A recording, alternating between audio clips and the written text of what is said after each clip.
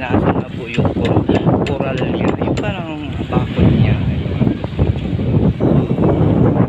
Kaya medyo nasa taas tayo ngayon. Makikita natin yung